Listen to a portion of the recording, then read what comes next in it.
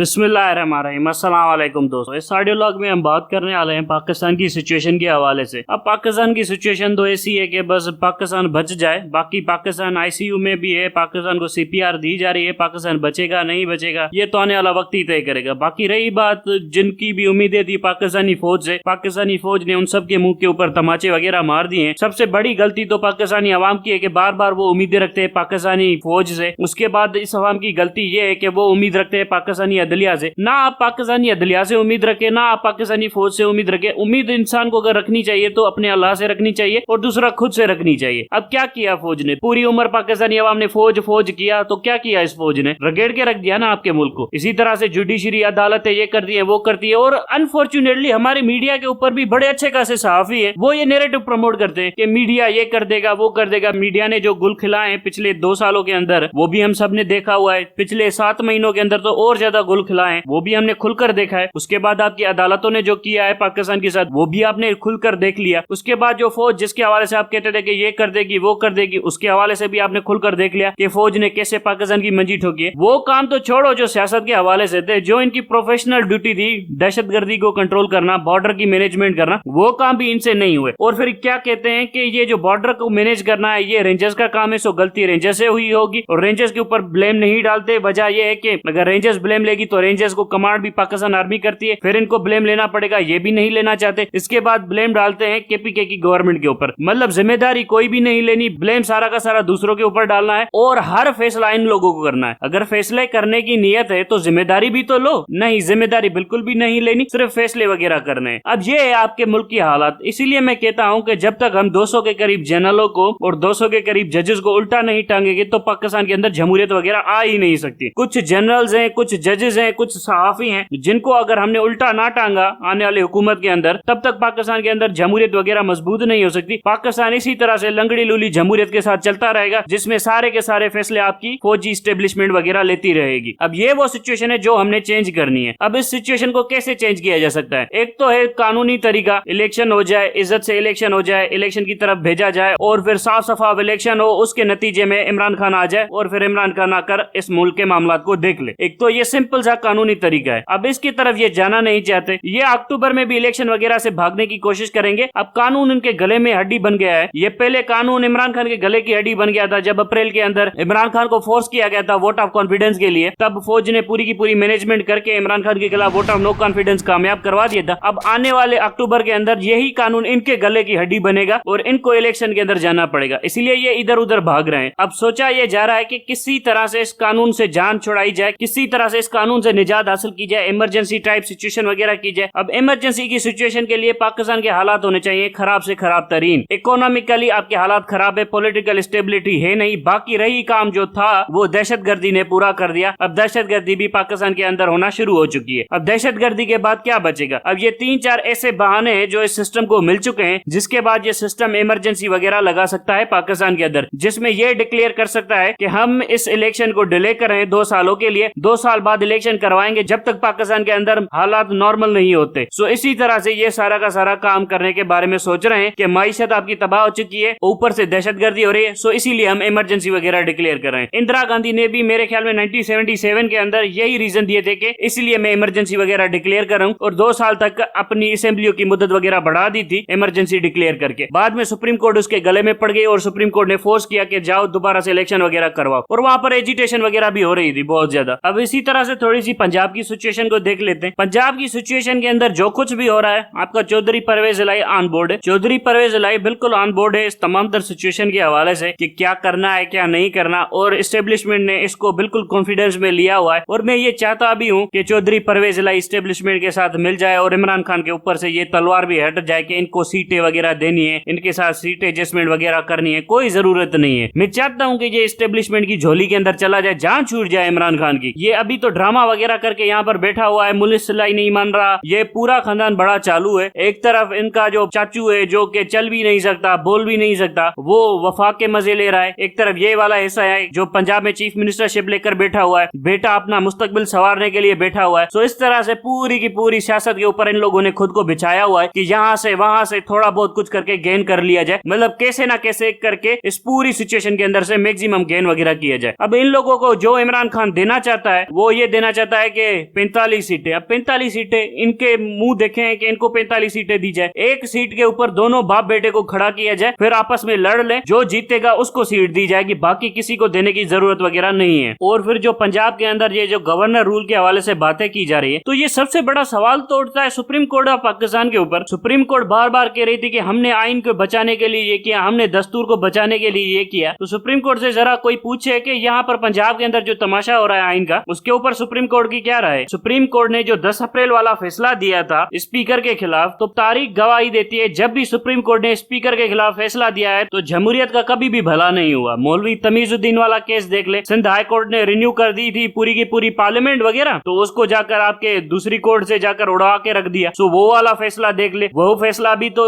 Speaker के खिलाफ ही दिया गया था ना। स्पीकर के खिलाफ फैसला देकर क्या हासिल किया वहां की कोर्टों ने, उसी दौरान तो नजरिया जरूरत निकला था। तो ये जो फैसला दिया था सुप्रीम कोर्ट ने, ये भी तो नजरिया जरूरत के मुताबिक दिया था। और फिर जो आपके स्पीकर के खिलाफ दिया था, तो स्पीकर के खिलाफ जब भी इस कोर्ट ने फैसला वगैरह दिया है, उसने पाकिस्तान की जमहूरियत को कमजोर किया है, उसने पाकिस्तान की सियासत को पॉलिटिकल डिस्टेबलाइज किया है। डिस्टेबलाइजेशन के बाद आपके कॉन्स्टिट्यूशनल क्राइसिस खड़े होते हैं, कॉन्स्टिट्यूशनल क्राइसिस के बाद मुल्क के अंदर मार्शल लॉ के रास्ते खुल जाते हैं। सो सुप्रीम कोर्ट ने जो अपनी इनफाइनाइट विजडम के अंदर बोला था कि हमने मुल्क के अंदर मतलब है ना कानून को बचाया, ये किया है वो किया है, कैसे कानून को बचा लिया आपने? कानून की तो उल्टी बहुत ज्यादा धज्जियां उड़ चुकी हैं, कानून कहां पर बचा है? अब आप ये चाहते हैं कि इमरान खान घर चुपचाप करके बैठ जाए तो फिर मुल्क के हालात ठीक हो जाएंगे। नहीं बैठेगा चुप। क्यों बैठे चुप? चुप क्यों बैठे? अगर आप एक लेजिटिमेट गवर्नमेंट है, अगर लोग आपके पीछे खड़े हैं, आपके पास आईनी इख्तियारात हैं, आप आईनी गवर्नमेंट है, तो आप उसे छोड़ दे अपनी राहों के ऊपर। वो जो इस तरह की एजिटेशन करता फिरे, आपके पास तो पॉलिटिकल लेजिटिमेसी है। यही तो वो चीज है जो बार बार आपको तंग कर रही है कि आपके पास पॉलिटिकल लेजिटिमेसी है ही नहीं, इलेजिटिमेट गवर्नमेंट है आपकी। नहीं जी, इमरान खान चुप करके बैठ जाए फिर मुल्क के हालात ठीक हो जाएंगे। ये क्या डिमांड हुई कि अपोजिशन ना करे तब जाकर गवर्नमेंट मुल्क को संभालेगी? तो मतलब गवर्नमेंट कमजोर है ना, गवर्नमेंट इलेजिटिमेट है ना, गवर्नमेंट की लेजिटिमेसी ही नहीं है ना। जब अपोजिशन नहीं करेगी तो फिर किस बात की डेमोक्रेसी हुई पाकिस्तान के अंदर? फिर तो जमहूरियत को लपेट लिया गया ना पाकिस्तान के अंदर। सो ये जो सुप्रीम कोर्ट ने ब्लंडर किया है, ये पाकिस्तान के ऊपर इन्होंने जुल्म किया है। और हमें क्या बेचा गया था कि हमने आइन को बचाया है, हमने आइन को बचाने के लिए ये किया है। इस तरह से आइन बचाया कि आइन की रोज चिथड़े उड़ रहे हैं अब। और गवर्नर ने कैसे मतलब है ना एक चीफ मिनिस्टर को चलता कर दिया, जबकि केस भी बनता था स्पीकर के खिलाफ, फिर भी गवर्नर ने कर दिया। अब यहाँ पर कोई नहीं पूछेगा। ये वही हुआ है पाकिस्तान के साथ जैसे मुशर्रफ ने कहा था कि मैं इमरजेंसी लगाने जा रहा हूँ पाकिस्तान के अंदर। उसके बाद उसी इमरजेंसी के ऊपर मुशर्रफ के खिलाफ आर्टिकल 6 लगा था। तो यहाँ पर भी आर्टिकल 6 लग सकता है। अब ये भी पॉलिटिकल विल के ऊपर डिपेंड करता है इमरान खान की कि क्या वो आर्टिकल 6 लगाना चाहता भी है या नहीं चाहता। मुझे नहीं लगता इमरान खान में इतना दमखम है कि वो आर्टिकल 6 की तरफ जाएगा। बहरहाल कोशिश तो यही होनी चाहिए कि सुप्रीम कोर्ट के ऊपर भी आर्टिकल 6 लगाया जा सके, आपकी मीडिया के ऊपर आर्टिकल 6 लगाया जा सके, आपकी जो फौज है इनकी जितने भी मतलब ब्रांचेस है इनके ऊपर आर्टिकल 6 लगाया जा सके। मैं यहाँ पर आपको एक अच्छी सी मिसाल दे देता हूँ। ये मैं पिछले दिनों के ऊपर यूक्रेन की वॉर को स्टडी कर रहा था। तो ये जो यूक्रेन का सदर है ज़ेलेंस्की, ये गया हुआ था कांग्रेस के अंदर, वहां पर अमेरिका के अंदर कांग्रेस में इसको बड़ा अच्छा खासा वेलकम वगैरह दिया गया। तो वहां पर बातचीत ये हो रही थी कि इसको कितने पैसे वगैरह देने, वहां पर बहुत सारी चीजों के ऊपर प्रेसिडेंट बाइडेन ने ये सपोर्ट दिया वो सपोर्ट दिया। लेकिन अब हाउस आ गया है कांग्रेस का रिपब्लिकन के पास। रिपब्लिकन ने ये कहा है कि जितने भी हमने पैसे दिए हैं ज़ेलेंस्की को, उन सब की जब तक ऑडिट रिपोर्ट कांग्रेस के अंदर जमा नहीं करवाई जाएगी तब तक हम कोई भी नया पैसा वगैरह नहीं देंगे ज़ेलेंस्की को। अब इन सब की ऑडिट रिपोर्ट चाहिए। ऑडिट रिपोर्ट जब तक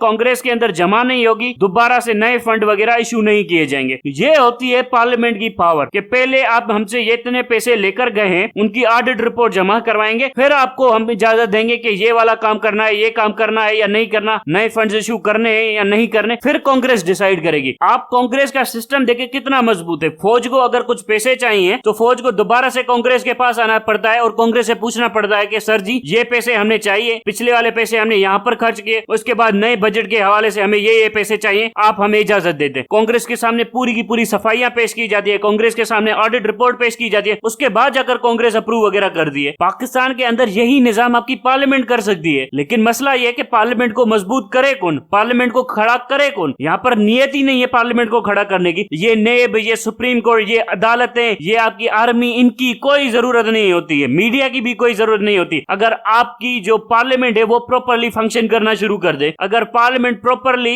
इन्वेस्टिगेट करना शुरू कर दे कि हमने फौज को इतने पैसे दिए तो फौज ने कहां पर इन्वेस्ट किए, अगर फौज ऑडिट रिपोर्ट नहीं जमा कराती तो फौज के नए बजट मंजूरी ना किए जाए। पार्लियामेंट का चेक एंड बैलेंस होना होना चाहिए ना। पाकिस्तान के आइन को, पाकिस्तान की पार्लियामेंट को इस तरह से बनाना चाहिए ना। पाकिस्तान के आइन में बस यही कह दिया गया है कि शख्सियत के ऊपर ही मुल्क चलेगा, या तो प्रेसिडेंट ताकतवर होगा या तो प्राइम मिनिस्टर ताकतवर होगा। एक्चुअली में जो ताकतवर होना चाहिए जिस इदारे को, वो पार्लियामेंट को होना चाहिए। पार्लियामेंट को ऑन बोर्ड लेकर फिर सारे के सारे फैसले लेने चाहिए। पार्लियामेंट जाकर इन्वेस्टिगेट करे तमाम तर मामला को। पार्लियामेंट की इन्वेस्टिगेशन कमेटियां बहुत ज्यादा ताकतवर होनी चाहिए। कांग्रेस कैसे पूरे अमेरिका के ऊपर कंट्रोल एक्सरसाइज करती है, ये भी तो जरा बंदा कोई सोचे ना। सो पाकिस्तान के पार्लियामेंट को अगर हमने ताकतवर नहीं किया तो यही सुप्रीम कोर्ट ड्रामा करती फिरेगी, यही आपकी फौज फिर से ड्रामा करती फिरेगी। और ये जो इमरान खान सोच रहा है कि मैं प्रेसिडेंशियल सिस्टम लेकर आऊंगा, ये सब कुछ करूंगा, इस बेवकूफ को अकल ही नहीं है कि जमहूरियत को मजबूत कैसे किया जाता है, कैसे सिविलियन स्पेस छीना जाता है पाकिस्तानी फौज से। अगर आप चाहते हैं कि सिविलियन स्पेस ज्यादा हो और पाकिस्तानी फौज के पास, पाकिस्तानी जुडिशरी के पास कम से कम पॉलिटिकल स्पेस हो पाकिस्तान के अंदर, तो सबसे ज्यादा जो मजबूत करने का इदारा है वो तो आपको पार्लियामेंट को करना चाहिए। पार्लियामेंट जितनी मजबूत होगी, जितनी ताकतवर होगी, वो आराम से इन सब के ऊपर कार्रवाई कर सकती है। आपकी फौज को रौंद के रख सकती है, आपकी ब्यूरोक्रेसी को रौंद के रख सकती है, आपकी अदलिया को रौंद के रख सकती है। सो नेट रिजल्ट यही है कि अगर आपने पार्लियामेंट को मजबूत ना किया आने वाले 5 सालों के अंदर, तो फिर आप ये प्रेसिडेंशियल सिस्टम लेकर आ जाएं, आप प्राइम मिनिस्टर सिस्टम के ऊपर लेकर आ जाएं, आप 2/3 मेजोरिटी लेकर आ जाए, कुछ भी नहीं होगा। आपकी पार्लियामेंट को ज्यादा ताकतवर करना पड़ेगा। पार्लियामेंट को एक अकाउंटेबिलिटी बोर्ड बनाना पड़ेगा, जिसे हम पब्लिक अकाउंट्स कमेटी कहते हैं, जहां पर जो भी फंड्स वगैरह इशू होंगे उनकी पहले ऑडिट होगी। यहाँ पर पब्लिक अकाउंट्स कमेटी के अंदर 2 फंड्स की ऑडिट वगैरह नहीं आती। सबसे पहली ऑडिट जिसकी नहीं आती वो आती है आपकी आर्मी की ऑडिट नहीं आती। ये जितने भी पैसे लेकर चले जाते हैं उनकी ऑडिट रिपोर्ट बिल्कुल भी नहीं आती। ये ऑडिट होनी चाहिए। कोई नेशनल सिक्योरिटी का काम वगैरह नहीं करते, ये वीडियोस बनाते हैं, ये सेक्स टेप्स बनाते हैं, ये इस तरह के काम के ऊपर होते हैं। बाकी कोई नेशनल सिक्योरिटी का काम ये फौज वगैरह नहीं करती। ये तो हम सब ने देख लिया है पिछले 7 महीनों के अंदर। इसी तरह से आपके जुडिशरी के ऊपर लगने वाले पैसे, उन सबकी ऑडिट रिपोर्ट आनी चाहिए, तब जाकर पार्लियामेंट सेटिस्फाई हो, उसके बाद जाकर इनके पैसे वगैरह री इशू किए जाए। वरना फौज को एक पाई ना दी जाए, जितने पैसे फौज को दिए जाए उनकी उसी वक्त ऑडिट रिपोर्ट मांगी जाए 6 महीनों के अंदर। और 6 महीनों के अंदर अगर फौज ऑडिट रिपोर्ट वगैरह नहीं जमा कराती तो नेक्स्ट जो बिल है वो बिल्कुल भी अप्रूव ना किया जाए। जिस तरह से अमेरिकन कांग्रेस कर रही है, इसी तरह से पाकिस्तानी पार्लियामेंट को करना पड़ेगा, तब जाकर ये मुल्क ठीक होगा। वरना ये जो हम अनऑडिटेड पैसे देते जा रहे हैं इस फौज को, तो उसका क्या इस्तेमाल हो रहा है? वही पैसा पार्लियामेंट के ऊपर हमले के लिए इस्तेमाल हो रहा है। वही पैसा फौज इस्तेमाल कर रही है कि पार्लियामेंट को मेंबर को कैसे तोड़ा जाए, कैसे खड़ा किया जाए, कैसे पार्टीज को चेंज करवाया जाए। सो वही पैसा फौज पार्लियामेंट के खिलाफ इस्तेमाल कर रही है। सो अमेरिकन कांग्रेस को अच्छी तरह से पता था कि पैसे के अंदर पावर है, इसीलिए कांग्रेस बैठ भी गई तो पैसों के ऊपर बैठ गई कि इतने पैसे दिए थे, कहां पर इन्वेस्ट किए, अब हमें रिपोर्ट दो, उसके बाद जाकर दूसरे फंड इशू करेंगे। सो पाकिस्तान के अंदर भी यही सिस्टम हमने दोबारा से शुरू करना है। ऐसा नहीं हो सकता कि साल की शुरुआत में एक बिल मंजूर करवा ले फाइनेंस मिनिस्टर, जिसे हम बजट कहते हैं, उसके बाद पैसे धड़म से धड़म देता फिरे। ऐसा नहीं हो सकता। हर डिपार्टमेंट को ऑडिट रिपोर्ट जमा करवानी पड़ेगी, इंक्लूडिंग फौज, तब जाकर मामला आगे चलेंगे। वरना तो ये सारा का सारा तमाशा हो जाएगा। अब तक के लिए इतना ही। Thank you very much.